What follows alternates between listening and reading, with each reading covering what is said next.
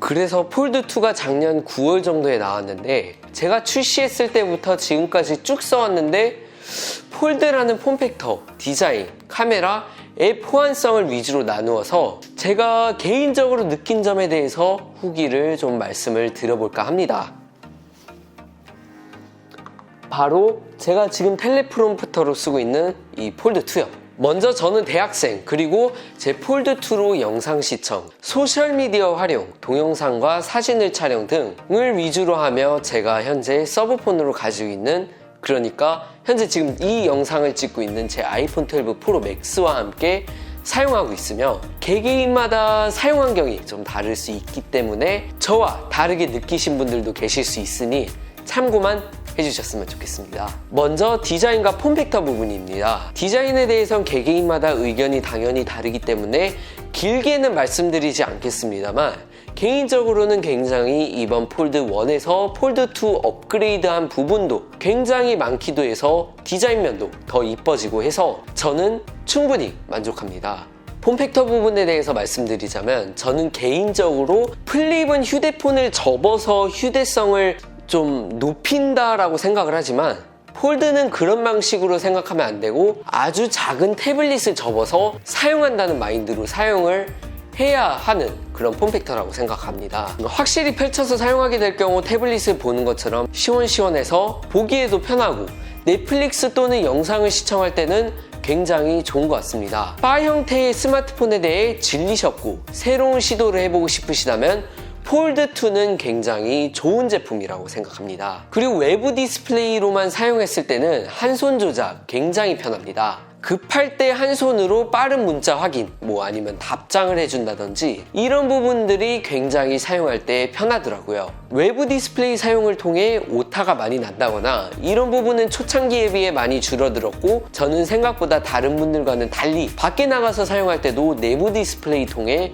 사용하고 활용성이 굉장히 좋았습니다. 다만 이러한 스마트폰의 새로운 폼팩터로서 개인적으로는 신경이 많이 쓰이는 제품, 그러니까 스트레스를 받으면서 사용을 하게 됩니다. 무게 부분에 대해서 확실히 무겁다는 생각이 많이 들긴 하지만 많이 적응이 된 상태긴 하지만 주머니에 넣고 걸어 다니면 확실히 한쪽이 무겁다는 게 많이 느껴져서 그냥 손으로 들고 다니게 되더라고요. 근데 그렇게 많이 불편하다고는 느끼지는 못했습니다. 일단 Z 폴드2 같은 경우 다른 형태의 스마트폰과는 달리 고가의 스마트폰인 만큼 보호해줄 수 있는 케이스의 종류가 굉장히 제한적입니다. 케이스 같은 경우 내구성, 디자인, 그리고 스마트폰을 어느 정도 보호해준지에 따라 가격이 다르긴 하겠지만 폴드2 보통 좋은 케이스들은 5만원 정도, 그리고 특히 폴드2는 힌지나 내부, 외부 디스플레이 등 이러한 부분을 굉장히 조심히 다뤄야 하기 때문에 이런 것들을 100%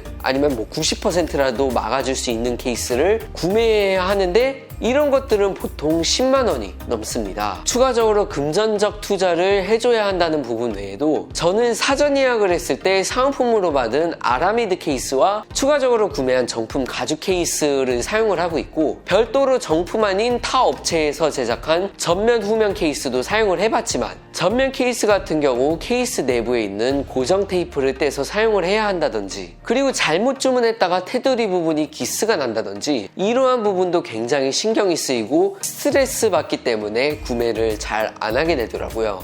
그리고 폴드2는 이제 이러한 폼팩터를 통해 바 형태의 스마트폰에서 사용할 수 없는 몇 가지 기능이 있는데 바로 사진이나 동영상 촬영할 때 커버 디스플레이를 통해 현재 가리키고 있는 화면을 보여주게 한다든지 이런 기능이 있어서 좋긴 합니다. 다만 이것도 액세서리 문제 때문에 손으로 시간을 좀 쓰면서 사용을 하지 않는 이상 사용을 잘 안 하게 되더라고요. 삼각대라든지 자동차 휴대폰 거치대라든지 이런 것들을 사용하려면 화면을 접어서 사용을 해야 되는데 펼쳐서 사용을 하려면 이제 별도의 액세서리를 구매해서 사용을 해야 한다든지 그러니까 액세서리의 폭이 좀 바 형태 스마트폰보다 별로 없다고 보시면 있습니다. 심지어 몇몇 자동차 휴대폰 거치대는 이게 화면을 접어도 그 휴대폰 가로 길이가 다른 바 형태보다 약간 더 짧다 보니까 안 맞는 경우도 종종 있어요. 그리고 모든 분들이 아시다시피 이번 폴드2는 방수 방진 지원이 안 됩니다. 여기 특히 베트남은 이제 우기가 많고 뭐 습해서 굉장히 조심스럽게 사용을 하고 있는데 뭐 비가 조금씩이라도 떨어지면은 바로 주머니에다가 집어넣어야 되고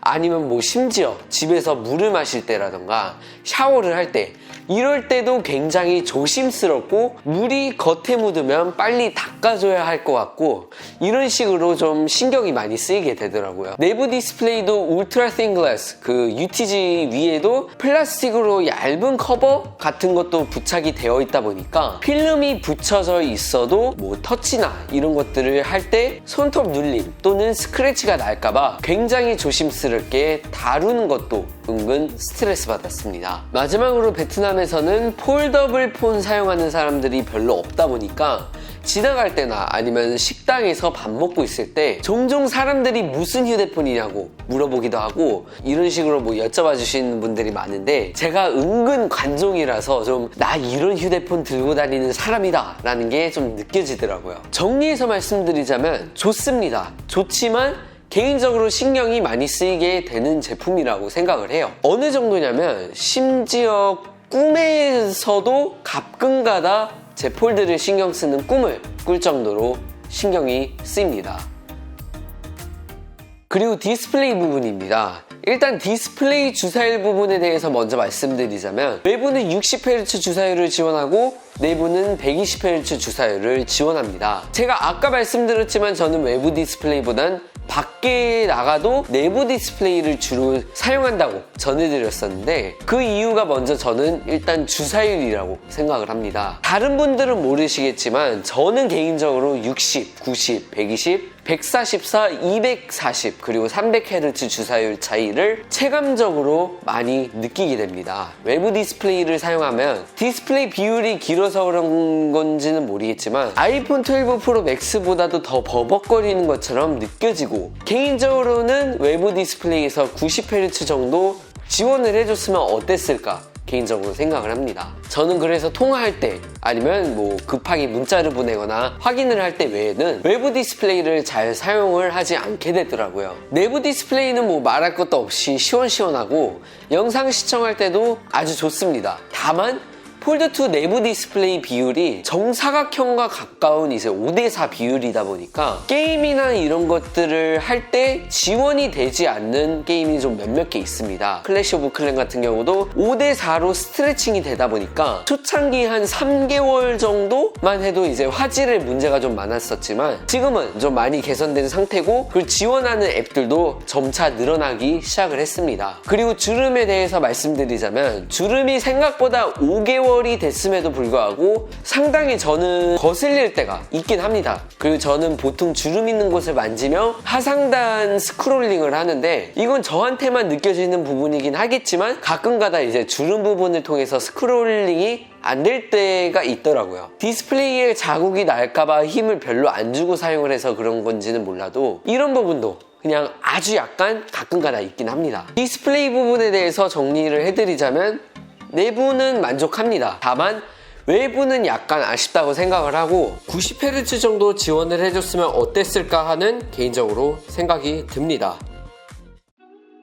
세 번째로 앱 호환성 부분입니다. 앱에 대해서도 좀 할 말이 많습니다. 먼저 내부 디스플레이를 통해 원활한 지원이 안 되는 앱들이 몇몇 개 있습니다. 거기서 예를 들면 인스타그램 그리고 유튜브 정도가 되겠는데요. 인스타그램 같은 경우 먼저 아이패드처럼 비율 때문에 양옆이 잘려서 보이게 됩니다. 중간에만 이렇게 있어서 이런 것도 뭔가 불편하고 물론 굴락 뭐 이런 거 가지고 비율 조정해서 사용을 할 수 있지만 그렇게 비율을 늘려서 뭐 전체 화면 비율로 사용을 하게 될 경우 스토리나 게시물을 볼 때 이미지들이 상하단에 잘려서 그렇게 사용을 안 하게 되더라고요. 그리고 안드로이드 10 그러니까 원 UI 2.5를 사용을 했었을 때 인스타그램 스토리 기능은 완전히 버그 천지였습니다. 이거를 제가 지금 원 UI 3.0을 쓰다 보니까 제가 좀 재현 영상을 못 보여드려서 죄송한데 아마 폴드2를 사용을 해보신 분들은 아실 거예요. 뭐 스토리를 볼 때마다 자꾸 상대방에게 빠른 반응 추가하는 뭐 그런 기능이 자꾸 올라와서 상대방 스토리 보는 건 굉장히 힘들 정도였고, 인스타그램을 볼 때는 제 서브폰 아이폰 12 프로 맥스를 사용을 했었고, 원UI 3.0 업데이트가 되면서 이 버그는 없어지긴 했었습니다. 이 버그는 레딧에서도 여러 번 초창기부터 다양한 유저들이 제보를 하였고, 이는 인스타그램 앱 문제상 그런 거겠지만 인스타그램 그리고 삼성에 직접적으로 많은 분들이 문의를 했지만 안드로이드 11을 업데이트하는 시점까지 버그 픽스를 안 해준 거 보면 고가의 스마트폰을 사용하는데 좀 실망스러운 부분이긴 합니다. 그리고 유튜브 앱에 대해서 말씀드리자면 외부 디스플레이를 통해 유튜브 앱을 실행시키면 영상을 720p 그러니까 1280 720 해상도로 밖에 시청이 불가능합니다. 그래서 외부 디스플레이 통해서 보다가 내부 펼쳐서 쓰면 내부에서도 720p로 밖에 시청이 안 돼서 앱을 다시 껐다가 내부 디스플레이에서 다시 켜야지만 뭐 1080 그리고 1440p 옵션이 뜬다는 그런 불편한 점도 있었고요. 그리고 유튜브 채널들의 커뮤니티 탭을 확인을 하려면 반대로 내부 디스플레이에서 유튜브를 킨 상태에서 확인을 하려면 커뮤니티 게시물이 곧 제공됩니다 라며 현재 커뮤니티 게시글은 최신 버전 유튜브 앱에서만 확인을 할 수 있다고 뜨더라고요. 그래서 반대로 내부 디스플레이 유튜브 앱을 종료시키고 외부 통해서 켜서 보면 커뮤니티 탭에 올라온 게시글들을 확인할 수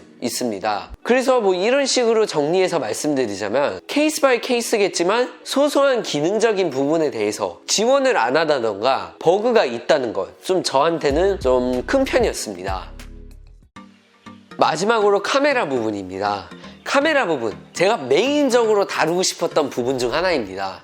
이번 폴드2 카메라는 12, 12, 12메가픽셀 조합으로 심지어 S20에도 망원 카메라 64메가픽셀 하나는 넣어줬는데 이 부분은 좀 아쉽다고 생각을 합니다. 폴드2 사용하기 전에 노트20 울트라를 좀 잠시 사용을 했었습니다만 확실히 500광학줌 그리고 108메가픽셀 등 이런 부분이 빠져 굉장히 아쉽더라고요. 그리고 500광학줌은 아니더라도 대충 3배 광학줌 정도는 넣어줬으면 어땠을까 하는 생각도 듭니다. 사진 결과물들은 굉장히 마음에 듭니다. HDR 부분에 대해서는 저는 개인적으로 만족을 하고 DSLR처럼 찍힌다는 그 아이폰 12 프로 맥스보다도 굉장히 더 잘 나올 경우가 종종 있습니다. 개인적으로 12 프로 맥스는 메인 말고는 초광각, 망원 카메라는 그렇게 사진적으로 좋은 결과를 보여준다고 생각은 안 하고 있거든요. 초광각 카메라로 찍으면 오히려 폴드2가 더 좋은 결과물을 보여줍니다. 셀카 부분에 대해서도 간략하게 말씀드리자면 저는 아이폰 스톡 카메라로 찍는 건 굉장히 싫어해서 좀 결과물도 좀 약간 좀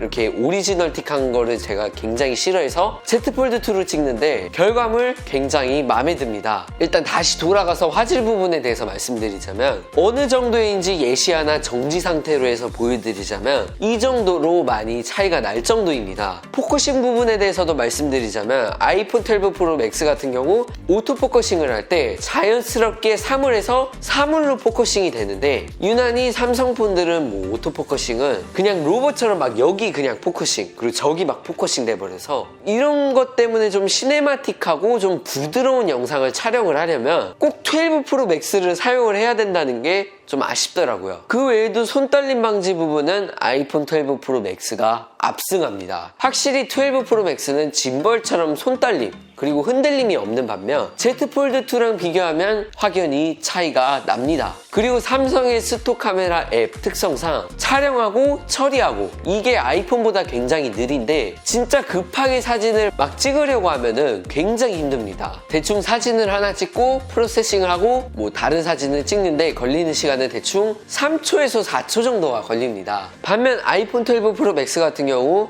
그냥 알아서 처리를 해주기 때문에 그냥 1초도 안 걸리고 그냥 바로바로 사진을 찍을 수 있다는 게 장점이더라고요. 카메라 부분 정리해서 말씀드리자면 사진 쪽은 이제 Z 폴드2랑 아이폰이랑 케이스 바이 케이스로 나뉘긴 하겠지만 동영상 부분에선 아이폰 12 프로 맥스가 굉장히 압승을 하고 추천을 해드리고 싶다고 전해드리고 싶습니다.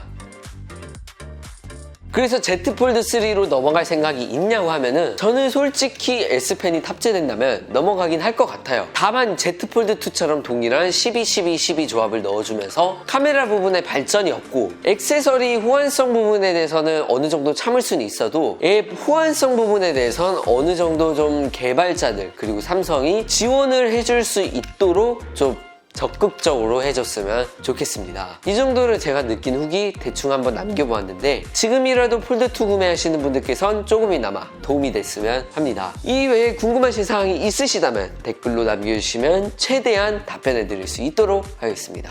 고맙습니다.